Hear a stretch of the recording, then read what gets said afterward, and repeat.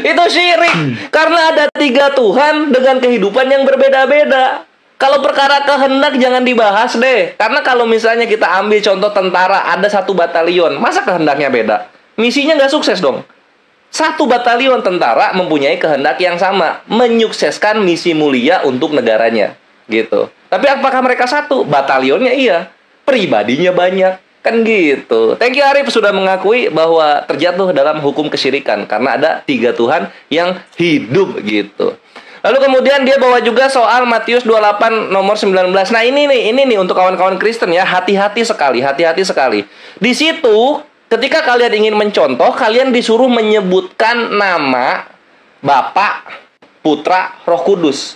Ketika kalian dibaptis, namanya udah tahu belum mereka ini siapa aja? Udah tahu belum namanya? Kalau belum itu baptisnya gagal. Karena disebut dalam nama Bapa, Putra, dan Roh Kudus. Namanya harus tahu dulu loh. Nama Bapa siapa? Nama Putra siapa? Nama Roh Kudus siapa? Kalau nggak ketahuan ya gagal baptisnya. Nggak jadi masuk surga. Ya nggak? Salah tadi bawa ayat itu, serius. Salah banget itu loh. Jadi harus ketahuan ya. Siapa namanya Bapa, Putra, dan Roh Kudus. Itu harus tahu tuh. Kalau nggak ada, wah ini gonjang-ganjing kekristenan. Lalu kemudian balik lagi ke Eman. Eman bilang gitu, Tuhan yang mudah dimengerti itu bukan Tuhan. Gini Eman, justru Tuhan yang tidak mudah dimengerti manusia, itu Tuhannya kekurangan dalam hal public speaking. Sehingga kata-katanya tidak mudah dimengerti manusia. Kalau gitu ya cari alien. Siapa tahu alien bisa mengerti perkataan Tuhan yang ini gitu loh. Karena kita ciptaannya. Masa Sang Maha Pencipta tidak mampu membuat ciptaannya mengerti? Masa punya kekurangan dalam public speaking? Ini Tuhan semesta alam yang maha berbicara ini? Kan gitu. Jadi analoginya patah lagi, Eman. Dicoba lagi tolong. Dan kemudian gue akan kembali ke ayat dalam 1 menit ini ya. Mengenai Tritunggal. Dan ini sangat, klimaks sekali dalil-dalilnya. Pertama adalah Matius 10:18. Ya gitu. Untuk Eman dan Arif perhatikan perkataan yang kalian tuhankan sendiri, yaitu Yesus ketika ditanya oleh orang gak tahu siapa, guru yang baik, apa yang harus kuperbuat untuk memperoleh hidup yang kekal. Dalam Markus 10 nomor 18, Yesus menjawab, mengapa kau katakan aku baik? Tak seorang pun yang baik selain daripada Allah. Di sini Yesus mengeliminasi dirinya dari Tritunggal. Selamat datang di kebenaran. Itu kan kemanusiaannya. Ya iya, dia bilang seorang kok di sini. Kemanusiaannya. Kapan Yesus ngomong tak sealah pun? Kalau ada. Ada nggak Yesus ngomong tak sealah pun? Kan nggak ada. Yesus selalu komitmen, konsisten. Dia ngaku adalah orang. Jadi Tritunggal di sini sudah gugur oleh perkataan Yesus dalam Markus 10:18. Thank you.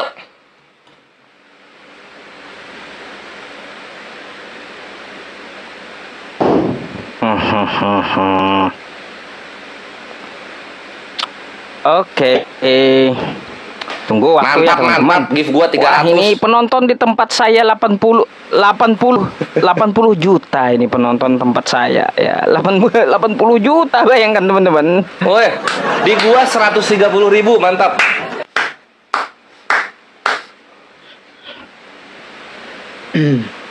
Silakan dipencet.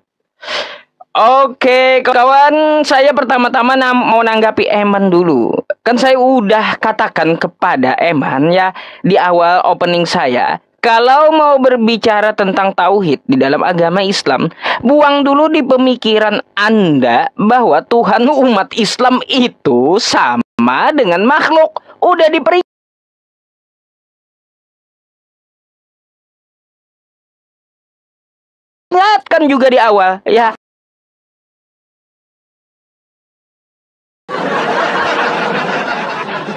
Kalaunya Allah itu esa, kayak gimana bentuknya? Yang berbentuk itu makhluk ya. Kau mau lihat Allah? Angin aja kau kagak tahu bentuknya. Kau punya ruh kau aja kau kagak tahu bentuknya. Di mana letaknya? Ya, aduh. Udah dibilang ya, kalau berbicara tentang tauhid dalam agama Islam, buang jauh-jauh pemikiran Anda tentang Allah itu sama dengan makhluk gitu. Udah disampaikan oleh Bang Kores tadi. Saya sampaikan lagi ya teman-teman. Nih. Sifatnya adalah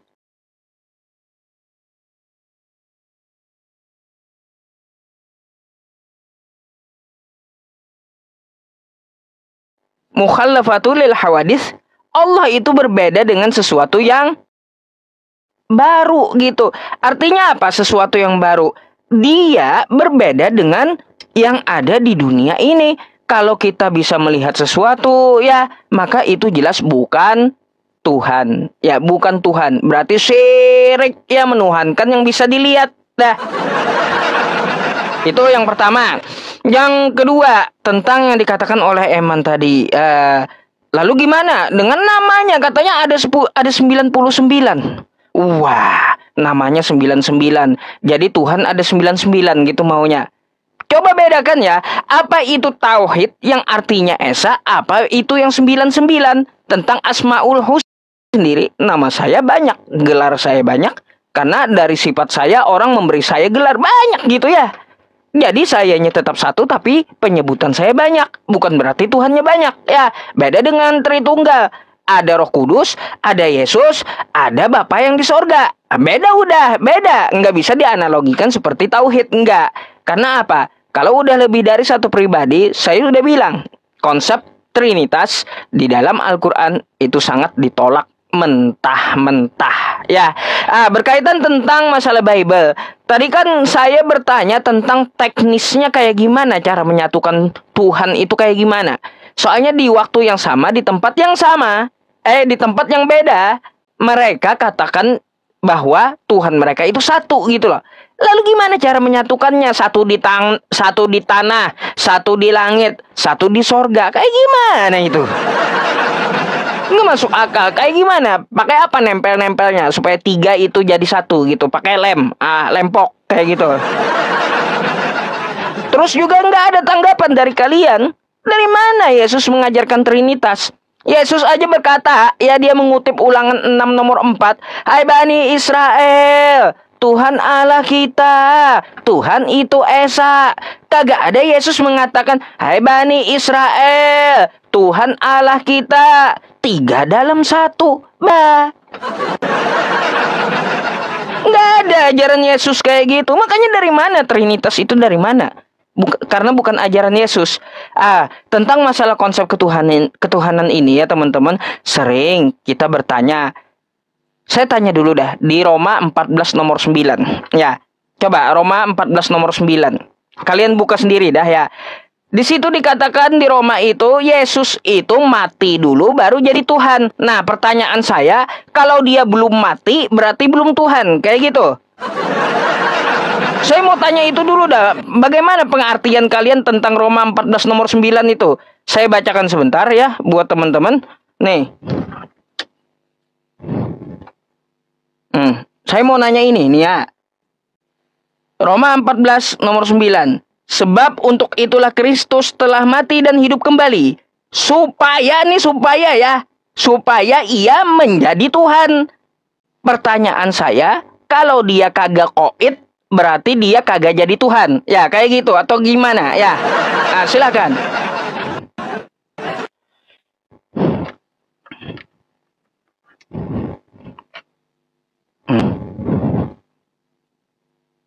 Tunggu ya waktunya. Oke, untuk Bro Eman silakan ya.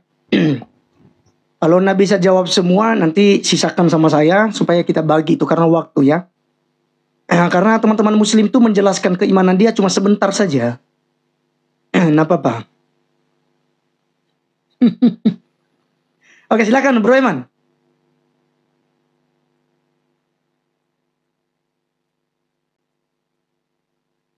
Mike, termute. Oke, baik.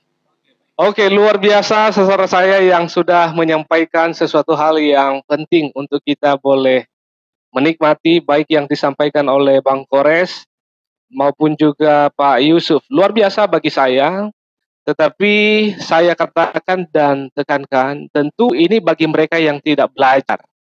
Tetapi bagi kita yang sudah tahu dan mengerti bahwa sesungguhnya ada hal-hal yang perlu kita tegaskan dan perlu untuk kita memahami lebih jauh. Nah, pertama-tama dulu saya sedikit untuk membahas apa yang disampaikan tadi Bang Kores. Tentang sebutan tadi ya, yang disebutkan tentang nama-nama Allah. Nah, perlu saya tegaskan bahwa kita sedang tidak berbicara tentang nama-nama Allah. Karena memang di dalam perjanjian lama itu banyak nama Allah yang disebutkan di sana, ya. Maupun juga dalam perjanjian baru, kita sedang tidak membahas itu. Tetapi kita bicara adalah tentang Allah Tritunggal dan Tauhid. Itu yang pertama. Yang kedua, juga Bang Kores mengatakan tadi bahwa memang saya sempat menyatakan bahwa Allah yang mudah dimengerti, sesungguhnya dia adalah bukan Allah. Tetapi dibalik, Bang Kores menyatakan bahwa kebalik seperti itu. Karena kenapa? Allah yang Anda percaya itu kurang komunikasi. Nah, mesti kita harus melihat bahwa dalam konteks ini, kalau saja misalnya kita ambil gambaran saja, kalau menciptakan atau membuat sesuatu, atau itu misalnya robot, apakah robot itu benar-benar mengenal kita sebagai pencipta? Sebagai penciptanya? Seutuhnya? Sama sekali mustahil dan itu tidak mungkin. Karena dia hanya sebagai temuan saja. Kalau kita orang Kristen. Temuan. Bukan diciptakan, temuan. Sesuatu hal temuan itu. Dan mustahil dia bisa mengenal penemunya itu 100%. Maka lagi-lagi saya mengatakan bahwa kalau Bang Kores menyatakan bahwa Allah yang disembah atau Allah Tauhid yang disembah oleh Bang Kores maupun juga Pak Yusuf itu mudah dimengerti, maka lagi-lagi saya mengatakan bahwa itu melanggar, bukan melanggar sih, itu apa namanya, itu sesuatu hal yang kontradiktif dari logika kita. Karena apa? Kita adalah manusia yang terbatas soal akal. Tetapi kita bisa secara sempurna mengenal Sang Pencipta. Maka bagi saya ini sesuatu hal yang perlu ditegaskan kembali. Maka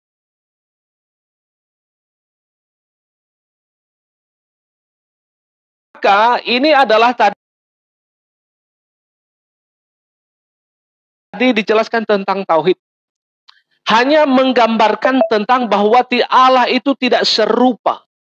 Tidak boleh digambarkan. Tetapi bagaimana, pertanyaannya adalah bagaimana mengaplikasikan sifat-sifat Allah itu. Misalnya nih, Allah berbicara melalui firman-Nya.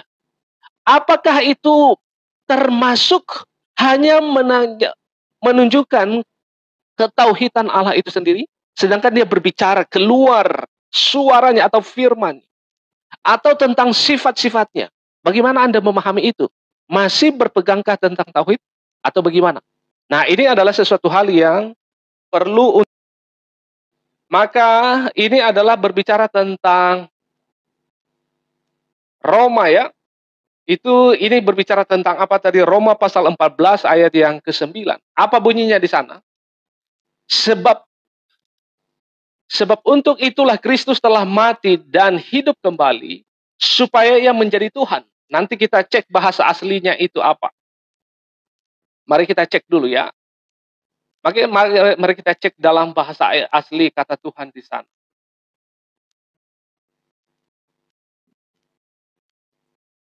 Maka di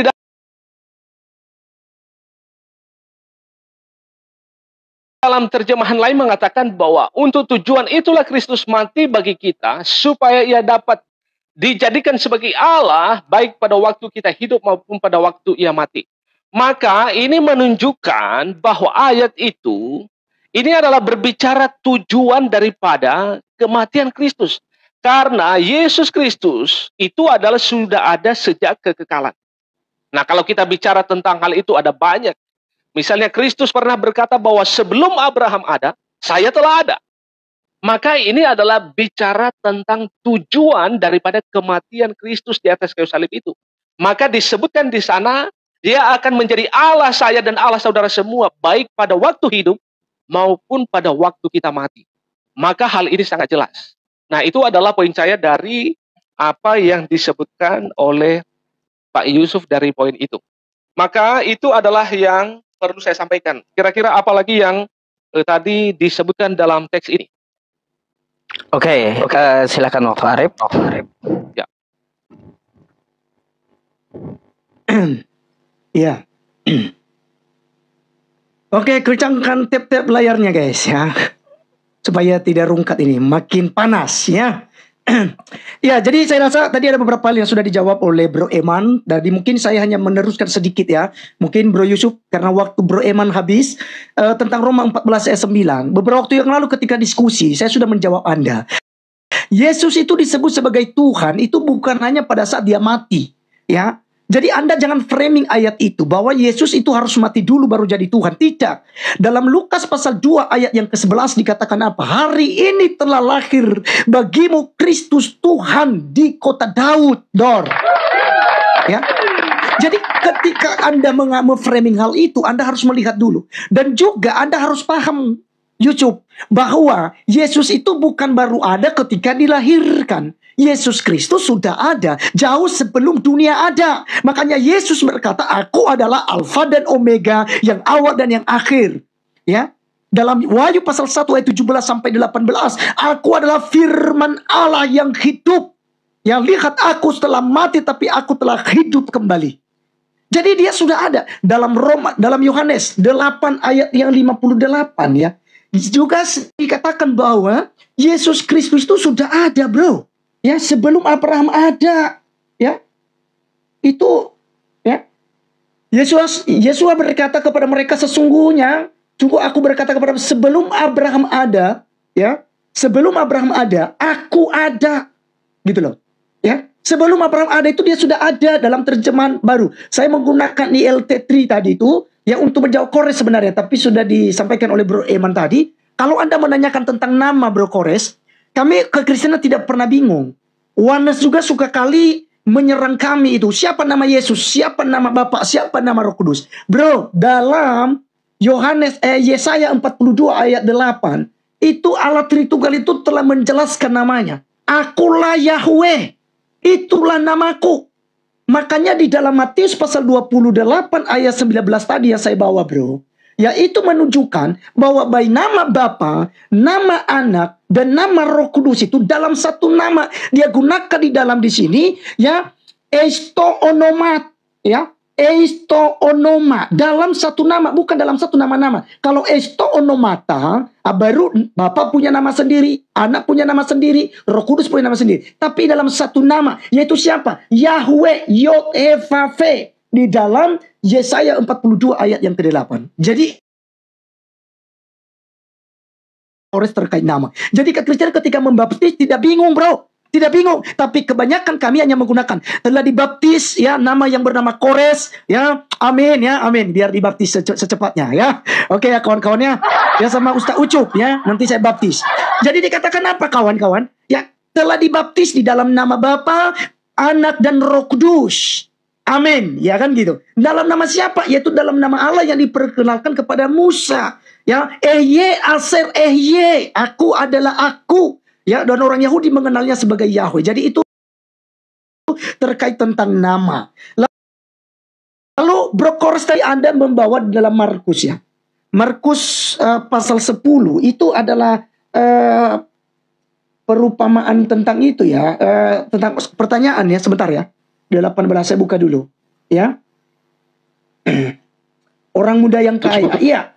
Jadi dikatakan apa? Dan Yesus berkata kepadanya, mengapa engkau mengatakan aku baik? Tidak seorang pun yang baik kecuali satu, yaitu Elohim.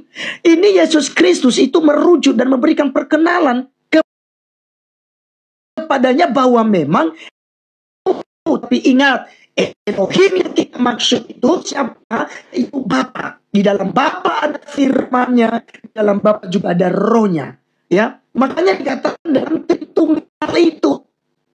Jadi bukan berarti kapan dipersatukan, kapan